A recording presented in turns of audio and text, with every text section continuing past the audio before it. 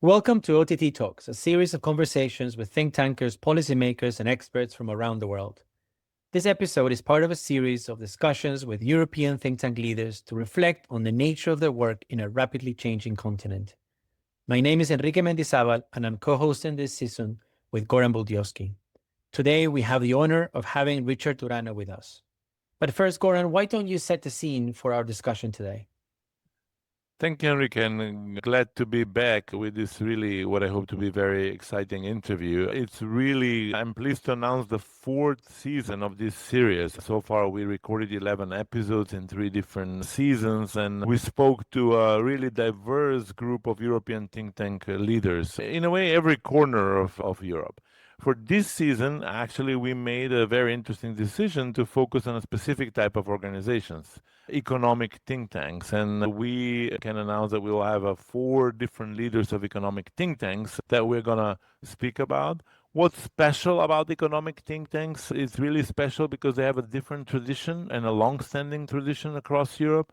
It's also more typical that unlike other areas of other policy areas, economic think tanks are also present in government. Very often, ministries and governmentally sponsored institutes or the Academy of Sciences will have something that will look like as an economic think tank. The other thing, what makes them really special, is that more than others, they balance their public policy work with a robust consulting work where actually they provide the analysis, but then the advocacy is done by private foundations, ministries, international organizations. And in this series, we would like to explore and see how they fared and, in a way, what's specific about this type of research organizations. With this, Kike, we go back to you to introduce today's guest. Thank you, Goran. And after this introduction to the series, I want to welcome our guest. Richard Durana is the co-founder and director of INESS, the Institute of Economic and Social Studies, which is a leading Slovak economic policy think tank. Interestingly, for a think tanker, Richard has an MSc in organic chemistry and a PhD in biochemistry. And prior to founding INESS, he worked as a research scientist at the Institute of Chemistry of the Slovak Academy of Sciences. And he's still a member of the Slovak Chemical Society. And this is interesting, and I'd like to know more about the transition from the hard sciences to the social sciences, Richard. But he's also an amateur composer, lyricist, and has released 3 albums with his band Space Recorder. And we will be sharing links to Space Recorder in the information of this podcast. I think you're probably the coolest guest we've had so far. Welcome, Richard. Hi, Enrique. Hi, Goran. Thank you for having me. So, Goran, before you ask him about serious political and think tank stuff, can you describe a little bit that transition from hard sciences to social sciences? I'll try to make a long story short. I was studying chemistry, as you mentioned, and then I was doing my doctorate studies at the Slovak Academy of Sciences. And over the period of years, I was also reading a lot and discussing social and economic issues with my brother and another friend of ours, Juraj. And we read a lot of Mises, a lot of Hayek, and we were discussing in depth all these economic concepts and economic schools. And we even started to write op-eds and to attend and actively participate in conferences, even as speakers. And in the very early years of internet in the country, where there was a boom of various discussion forums on the internet, we were running few of them, and one was very frequently read by tons of people. This somehow motivated us to carry on with promoting these ideas of free markets and stuff. And at one point, we all decided to quit our jobs. So I was working as a research scientist. My brother was working as a bank analyst, and Juraj was also working as a bank analyst in Austria. So it was a kind of risky move, right? To quit the jobs and to start to build something on a greenfield. And we didn't know if this is going to succeed and if we can survive half a year or something. And suddenly it's 20 years. And we are still here and bigger and stronger than ever. So this is just great. Yeah. So this is the story.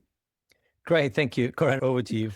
No, thanks, Richard. This is really something I can very much relate to that, as a few people know that I have an electrical engineering degree before I ventured into policy as well.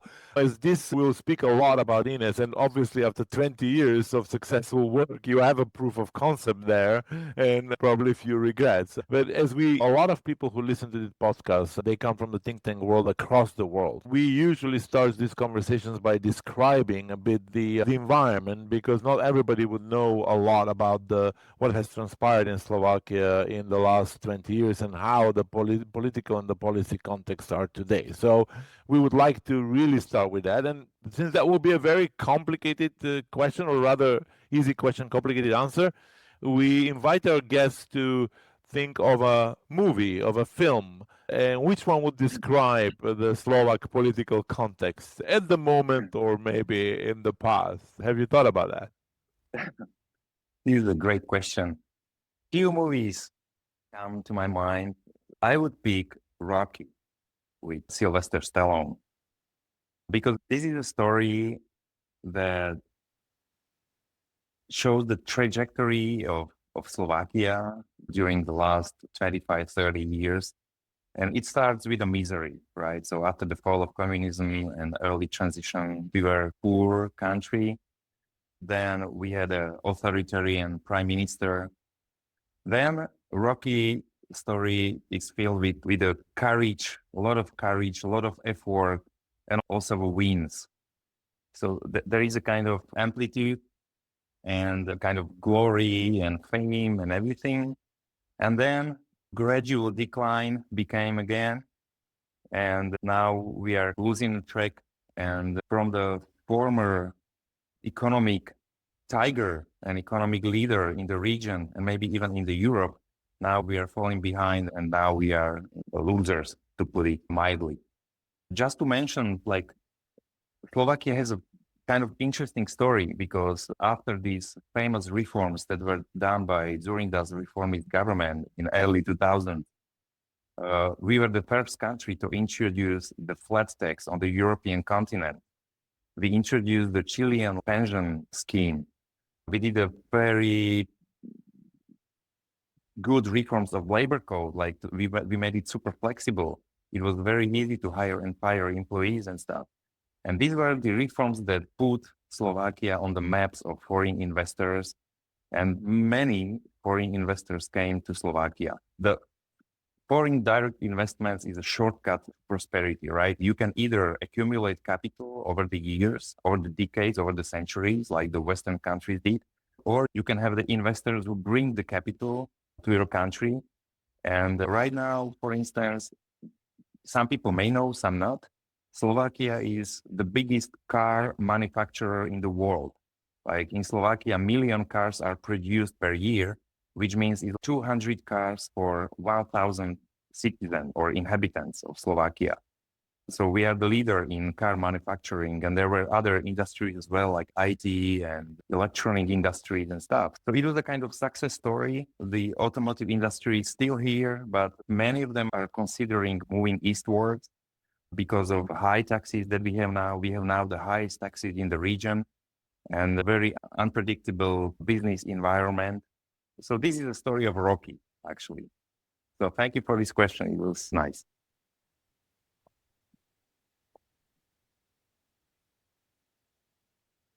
Thank you, Richard. Kike, we can go with the next question. I think that was really apt. Otherwise, you will get me discuss Slovakia, because I'm old enough to remember Mečiar era and the way of the amplitudes. I think Slovakia has probably the highest amplitude in terms of governance from the new year member states, that those that joined in the 2000s. But go ahead, Kike. Yeah, I was waiting to see if you wanted to come into that conversation, but let's try to focus on the think tanks. But the way you've described it, Richard, makes me think of a conversation that I had with a colleague at the Cato Institute in the US. And so, as you've described, you and your organization ideologically close to the liberal economic thought. You're members of the Atlas Network, the Epicenter Network for free market oriented think tanks. And I think 20 years ago, maybe 10 years ago, this concept of free market or right-wing think tanks or left-wing think tanks were not so disputed. It was understood right-wing think tank might stand for small government, free market, as you said, less regulation, fewer barriers of entry, international trade, globalization, etc. Left-wing think tanks might have stand for larger government, more regulation, etc. But things are changing, and it's not so much of a pendulum move from one side to the other. It's moving in all directions. And I think the imaginary of much of the public now, when they think about the right, they also think about anti-globalization, anti-immigration, tariffs, anti-democratic. And these are not things that necessarily the think tanks that have been working in this field have ever supported or support. So I wonder and this is playing out in different countries in different ways. I'm sure it's played out uniquely in Slovakia as well. But I wonder how this changes in the way people understand or the way people sort of express or are assuming new ideological positions. How is this affecting your organization and think tanks like yours in the way you position yourself in this particular context? Yes, that's a very interesting question, actually. My organization was incepted in the last year of the second term of Durinda's reformist government. So actually, we spent almost all of these 20 years in a kind of, I would say, hostile environment where we had the leftist and authoritarian Ticos government. And so for us, this is not a kind of new situation, right? So used to this, that we are still under ideological attacks. And still, even the reformist government, they didn't do everything that was necessary. He also criticized them that they still have much work to do in terms of, I don't know, free trade or energy policies or environmental policies or taxation, public finance and stuff. So there is still much work to do. And now it's getting worse and worse. So I think that our role is even more needed and necessary than it was before. And you have this populism all around. There are a lot of hoaxes on the internet. They're amplified by even the Russian propaganda and stuff. So people get confused. And when it comes to policy advocacy, our strategy is based on two pillars, actually. So we not only do the policy advocacy, the research and writing publications and policy papers and books and stuff and talking to politicians and policymakers and decision makers, but we also stress the role of education. So we believe that it is not like the good reforms can be imposed on people. People must understand and they must feel and understand the concept of the reforms. So we still believe that education is a crucial role for think tanks as well, because this bottom-up approach ensures that the reforms will have longer sustainability. So they will not be refused by the next elections and by the next government. But people want these reforms. So this is our approach. And I understand that in some countries, the traditionality or traditional work of think tanks might be somehow shaken. But in our case, I don't think that it has crucial impact on what we do, because all of our work and our kind of ideological background is anchored in Austrian School of Economics, like the legacy of Ludwig von Mises, Hayek, and many others, Bembauer, Wenger, and stuff. And it is a very firm and solid anchor, which ensures 100% consistency. I was listening to one of your podcasts recently, and a guest was saying that in his think tank, people can have different opinions or different approaches to certain issues. So they have a conflict within the organization. In my organization, this is not existing, because this Austrian School of Economics is so strong and firm background and an anchor that there is no way to divide from or to go out from this consistency. You cannot find a single opinion that would have changed over the period of 20 years that we did. So we are still keeping the track and still following our vision and mission that is based on the Austrian School of Economics. Richard, I recently read a brilliant book. It's called The Hayek Bastards by Queen Slobodian. I really recommend. Actually, he really does a deep dive of looking at the connection of the ideology or the economic theory that you just described, but then with a tint of really outright as well idolatry. Actually, quite interesting because what you're describing now is more, if there is ever a purer version or a pure view of the origins of the economic theory and practice that you talk about. So I really want to put that as a snippet out there. It was really a worthy read, and at moments also a jaw dropper of how von Mises and Hayek actually have become the heroes of probably the wrong people of this world. But I want to keep you on the story of your think tank because you mentioned a lot of very interesting things about the way of how you had to change and whatnot. So how would you label, last year you celebrated 20 years of your existence as a think tank and so on. So what are the things that you did right? So if you have to do like a list of what are the things that you did right, it's okay, wow, we look it back and we really did this right. And what are the things that in hindsight, when you look back, you say, this we could have done better or that was a mistake? One of the I think that one of the best decisions we did in the beginning was that two-pillar system. That one is like this expertise combined with policy advocacy, and another one is this education.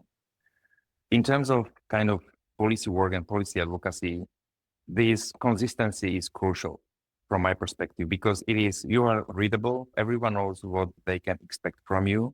So this is something what many people actually like both journalists, both experts, both then academics as well. So this a kind of consistency without compromises is one of the crucial approaches. Then from the very beginning, we decided that we will be cooperating with media like on regular basis, and we will only refuse if it's really out of our field of expertise. So we have a very good relationship with media, and they frequently ask us for our opinion or our commentary. For almost 20 years, we've been leading economic think tank in terms of media appearances. Like last year, we marked like more than 2,500 appearances. So if you count it per day, it's 10 appearances per day or something. And this is side work, right? So this is not a core thing we do, but once we have the expertise and once we do the monitoring and studying every day, it doesn't require that much time on preparation, and you can really like influence the public discourse and public debates and the way even the journalists ask the politicians, like the questions they ask them, and you can also educate the journalists. So for instance, every time we publish a paper or research paper or whatever, we organize a kind of seminar for journalists. So let's say 10, 15 journalists came to our office and we present the result of the study and we talk to them. We explain the background so they understand like why we did this, what are our policy recommendations, and what are the impacts of these policy recommendations. They understand stuff, they are writing them. Then this education, now we are running many educational programs. One of the largest is, for instance, the Economic Olympiad. Right now we are running the 9th year of this educational contest. And every year now, like more than 21,000 students join this Economic Olympiad, which is like really the largest national contest on economic knowledge.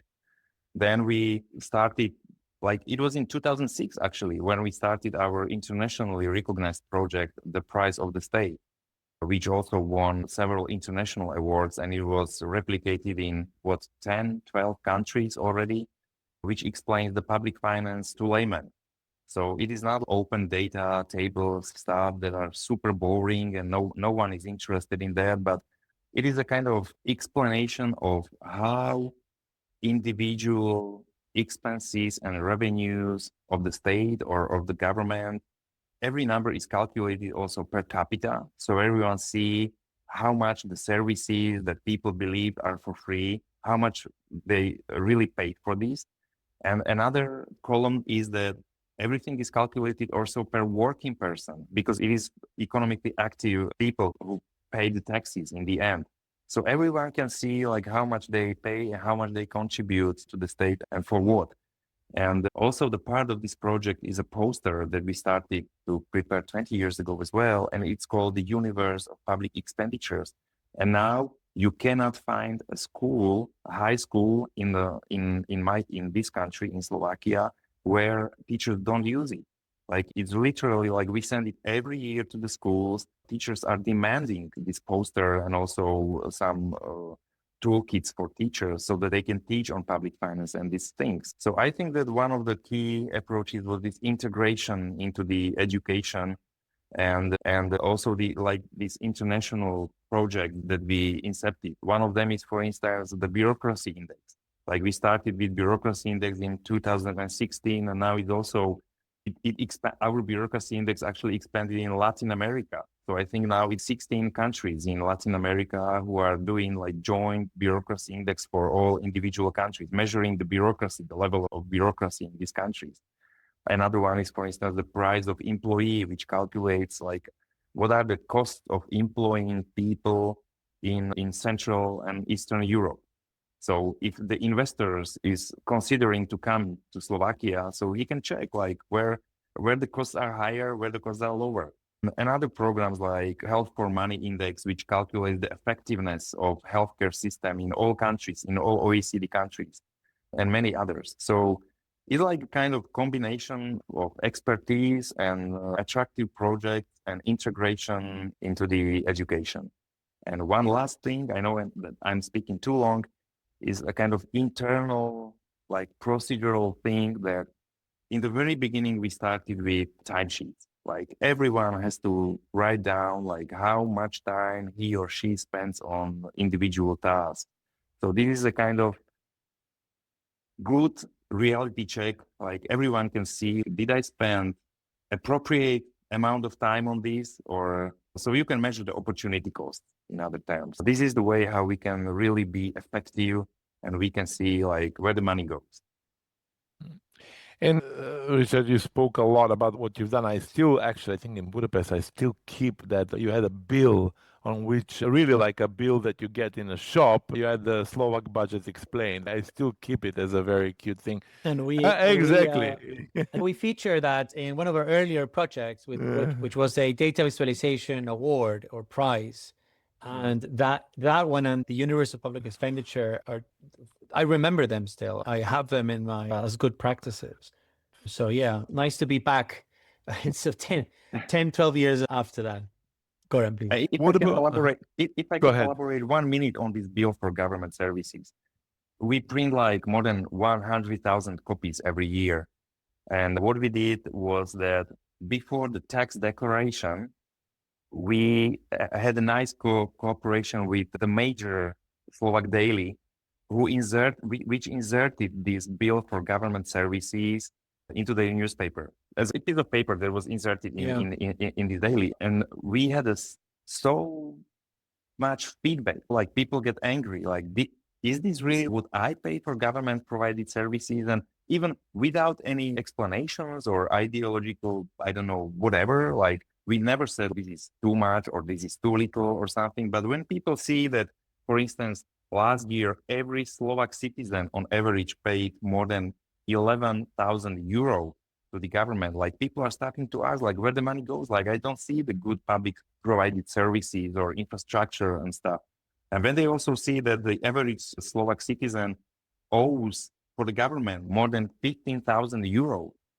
So it is something like these numbers speaks for themselves. So this is a very good policy advocacy tool. You spoke about successes. What about things that you would change or mistakes? Is there anything that stands out that you would like to share? Actually, when I look back on these 20 years, I don't see that many mistakes. I would like there are more like pities, right? Like the environment, like political environment that for most of our existence, we are in, as I said in the beginning, we are in opposition. So it is more like leftist ideas, like increasing taxation, increasing regulation prevailing in this country. So our role, unlike in other countries, was not like, we obviously prepared many like reform proposals, but we were not that naive that they will pass through the legislation process. So our role was more to kill the bad legislation, as our American friends put it. We are the killers of bad legislation. So I wouldn't pick any specific mistake or something. Like, it just went well. It could be better, but it's learning by doing a lot of things. Some advices or some maybe trainings even are not just transferable to every cultural environment and to every country. So I'm not aware of any crucial mistakes that we did over the last 20 years. Let me ask you a little bit about how you've been able to sustain this work over the last 20 years. And funding, of course, is critical. You've talked about an entrepreneurial spirit and attention to your opportunity cost to make sure you're being efficient in the way you use your resources. And certainly you do a lot. So how does the organization fund itself? How has the funding environment for your organization changed over the last 20 years? Can you give us a bit of an overview of that? Yes, this is one of the most important questions in the think tank industry, to put it that way. It's the number one thing that think tankers think about in our annual survey. Absolutely. And when you travel to whatever conference, most of the people are mostly interested in fundraising issues and stuff. So our strategy from the very beginning was to have a very diverse portfolio of donors. So not to rely on few big donors, but to have as wide portfolio of donors as possible.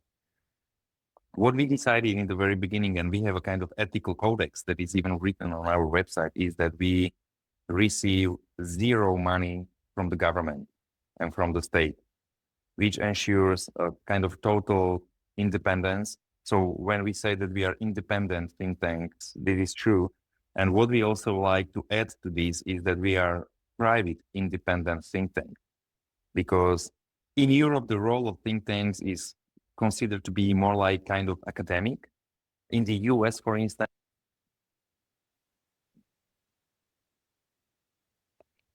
Sorry, I clicked the wrong button. Can you go back from the US? You were saying in the US. Yeah. In Europe, the think tanks are considered to be more like kind of academic organization. And they have different approach in the US or the Northern America, because there the think tanks are considered to be a kind of intellectual entrepreneurs. So it is also business, right? You either get the funding or you die on the market, because we are also operating on the market of other think tanks and other non-profits. Like in Slovakia, you have, I don't know, 40,000 non-profits, and we are competing for the resources, right? Rule number one, no government money. Rule number two, diversity of donors.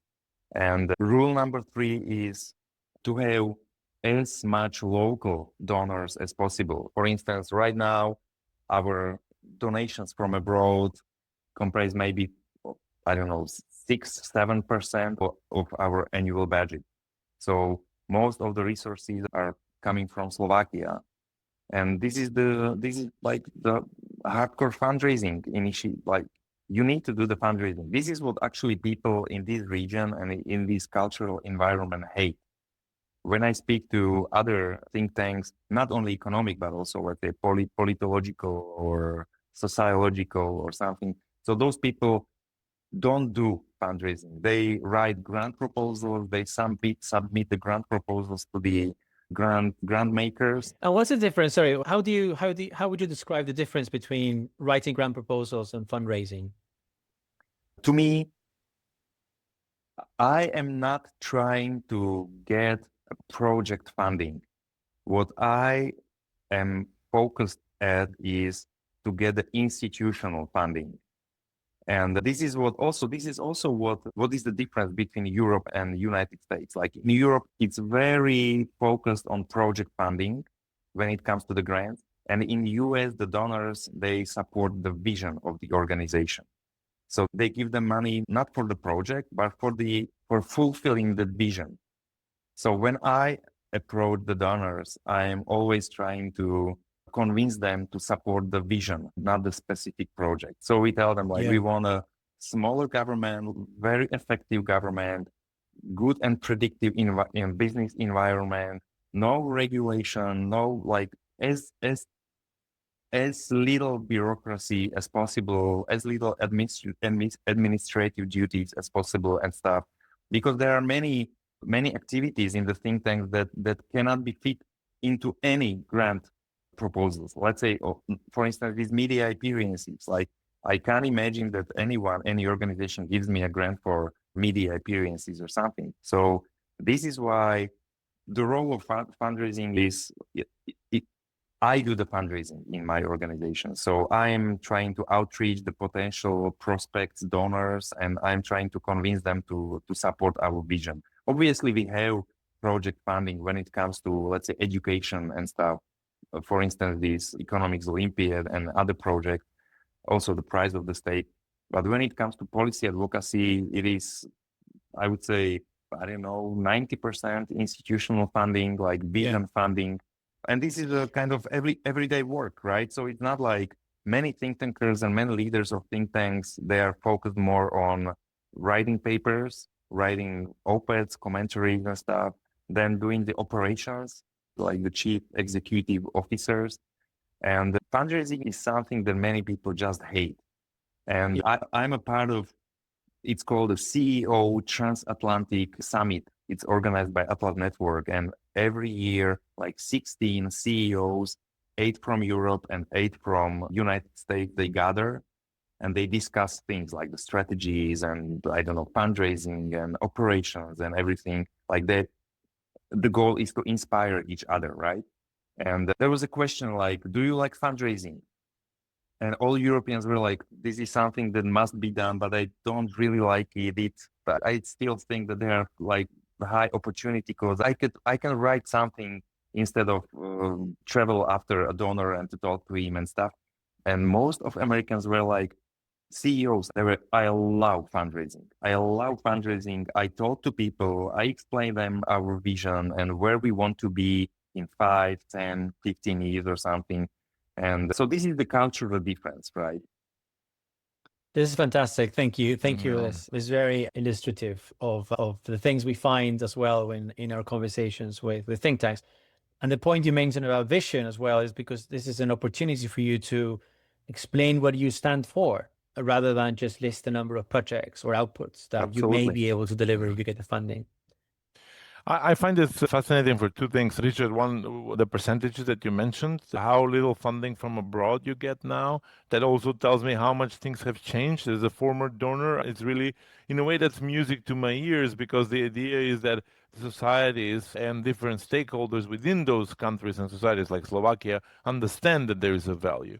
The other thing is, I have to say, free market think tanks and similar organizations have been ahead of the curve also with the thinking by their funders and donors, because they supported really the ecosystem. They supported the relevance of this. And I have to say, honestly, if funders, and I guilty on all charges, I was one of them for more than 19 years, if they do not understand that the time that you spend with the media is a well-spent time, and actually by paying for that time, you increase the relevance, you actually share in this world of a lot of noise where you really have to fight for your signal to be heard.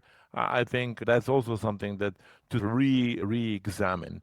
But go ahead. If I may jump into this, it is even it's a win-win situation, right? When you go to the media, not only you steer the public discourse waters and stuff, but it also refers to the fundraising, because one of the most important rules in fundraising is that if you are not visible, you don't exist, donors.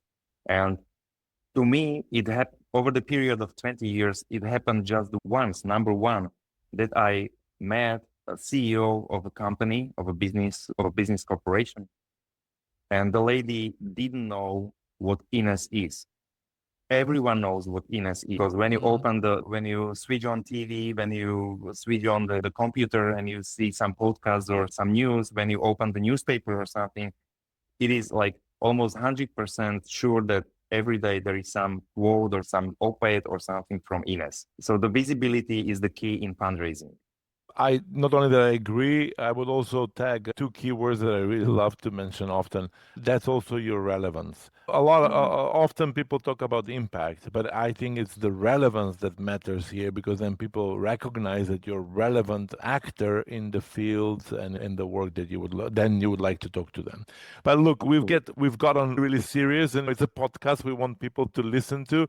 Let's put a bit of light touch with that. And we talked a lot about your think tank and the ins and outs and the complicated and complex things and so on. We want to do something relatively easy and straightforward. If your think tank was a song, which song that will be, Richard? If you want to summarize. INESS in one song. Yeah, this is so difficult because I love music and I not only play music, but I also listen to tons of music. And actually, Beatles is one of my most favorite bands ever. And they have a brilliant song it is the opening song from their 1966 album called Revolver. And the song is Taxman. And not only it is a good song in terms of music, it's very catchy. It's very straightforward.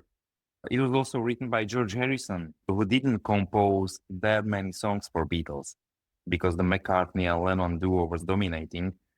And the song is about high taxes. In that era, there was Harold Wilson's Labour Party government, and they introduced super high progressive taxation. So in that time, Beatles paid 95% of what they earn on taxes. So this is why there is a words like, there's one for you, 19 for me, as a tax collector is singing, right? I like this song because it shows that it's like the people care on how much taxes they pay and what they get for the taxes back. There is one difference between George Harrison and INESS, that we never kind of name people. Like we don't point to specific persons because we believe that people are not important, like people's names. People are replaceable. The ideas are important. The ideas remain. Everything depends on ideas. So if I was composing a song on taxation, I wouldn't say a single name of politician. I would say that the high taxes are bad, and that's it. So it's Taxman by Beatles. Have you composed any song which has a policy relevance? Because we will put in our notes to the podcast, we'll put a link to your band. But have you composed? I haven't composed the songs on specific policy issues, but I composed 2 or 3 songs on freedom, on liberty, and the relevance to our existence and virtues and everything. So the freedom is, to me, is the most important virtue that it's worth running after. Richard, before we finish, we want to look into the future, and maybe you can offer some words in terms of what do you think the future of think tanks in Slovakia and Europe looks like, and what kind of advice would you give to future think tank leaders? This is also very good and important question. Actually, the number of think tanks shrinked over the past 25 years in Slovakia, when I'm talking about economic think tanks. So right now there are, I think, 4 economic think tanks that are somewhat relevant in Slovakia. It's still like more than, I would say, in Germany, for instance, because the German culture is very different and people very much rely on state, and state will solve things and stuff. So they don't have that many think tanks. But in terms of Central Europe, it's a kind of good number. And I think that the role will be as important as before, and maybe even more, because with the rise of populism, and not only like the stupid ideas that are presented by many populists and populist politicians, but also this polarization of the narratives and of the society. So there must be some glue which like puts and sorts the ideas and put the correct ideas together and somehow erases or deletes the bad ideas from the public discourse. And I think that this is also the role of think tanks. So it's not only about, let's say, pushing for the reforms and doing the policy advocacy, but also this this educational, and I don't like the word sociological, but this. When it comes to the donors, also right now, we see that the Europe is not performing well in terms of economics and economic performance. Big economies are stagnating, if not in recession. So I think that it will also have an impact on donors of think tanks. So it will require more effort to sustain the organization, or if you want to grow, to get more funding. So this will require another additional efforts in fundraising. And this will be the division line between those who are really caring about their donors, doing this kind of frequently and permanently, like as an everyday duty, from those who hate the fundraising. Richard, this has been great. Thank you. Thank you very much for this enriching and really interesting discussion. Thank you very much for inviting me. It was a nice discussion and I really enjoyed it. Thank you very much. Thank you. Richard, is there anything that you might have wanted to add or comment or do, because maybe we didn't ask it? Like we can talk for 3 hours about everything, like even what we do, like in terms of this, because for instance, we do a lot of communication towards our stakeholders. Like we have 4 newsletters, 4 individual newsletters, and we are running 4 podcast series. So 4 different podcasts for different target groups and stuff. So it's interesting work, right? Because you still have to think about the new approaches and the new target groups, and there are always like new challenges in front of you. What I didn't mention is, for instance, that we are trying to be as effective when it comes to the finance as possible. So I don't organize the net loss events. So if I don't get funding for a conference or something, I just don't do it. And there was a case when we were organizing an international conference, and one partner of the conference, he didn't give me the names of the speakers until, I don't know, a week before the conference. And then I was not able to get donors for this. So 2 days before the conference, I just canceled the conference, and it was international conference. So I just decided that no, this will be the loss, and we are not doing this. So really counting every euro and being as effective as possible. I look, as a former donor, I think that's really important, because a lot of organizations, in hope to get more money, actually they enter into loss-making enterprises, or they, instead of getting subsidies from a donor that gives a core institutional funding and use them on their own development, they pass them on to donors that underpay other projects, and that's still in the field. Yeah, and there was another thing that many people consider like non-profit sector as a work for volunteers.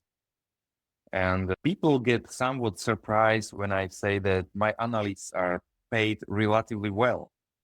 But if you want to have a good performance, good outcomes, good outreach, good everything, and a good expertise, you need to pay the experts, because there are other competitors for their capacities, for analytical capacities, and and this happens like pretty much often that some business or some enterprise outreaches to our analysts, and they offer them very well paid job. So I need to compete also in terms of money, but also in terms of the culture and environment in the think tank. So we pay relatively well to the people, but they are like top experts, right? Like for instance, Jura is the best expert on monetary policy in the country. My brother is the best expert on public finance in the country. So you just need to pay, and you need to explain the donors, like, yes, we are expensive in a sense, but also we are the best here. And if we are not here, then the government will prevail. They will take over. Yeah, look, I hear you. Also, for the economic think tanks, this is straightforward. Your competition are not other economic think tanks. They're the banks and economic enterprises. Consulting firms. So you have to pay that rate. And also, exactly, I like your other message, the fact that we call ourselves not for profit. It doesn't mean that we will do things under cost. And also, it doesn't mean that actually we are not professionals. We are professional. And I think Eastern Europe, to be fair, has seen really, I would say, a great generation or generations of people who are professional in the non-for-profit sector. I think somehow that label often gets blurred or blurs the reality of people that actually they're top professionals, just they're not doing it for making profit for their companies. Anyway, we can go over and over these other conversations, but Richard, I'm so glad that we spoke, and I will make a mental note. Definitely next time I'll reach out when I come to Bratislava, even if you do not play basketball any longer. But I still watch Wemby and others in NBA. Great. Richard, and I hope we can continue this conversation through the On Think Tanks platform and events. I'll send you more information soon, as well as everybody else who's listening to this podcast. You're all invited to join On Think Tanks, our conference, our talks, our online spaces. They are for the think tank community. You can all listen to this and other episodes of the series and the rest of OTT Talks wherever you listen to your podcast or by visiting onthinktanks.org. From Goran and me, thank you and goodbye.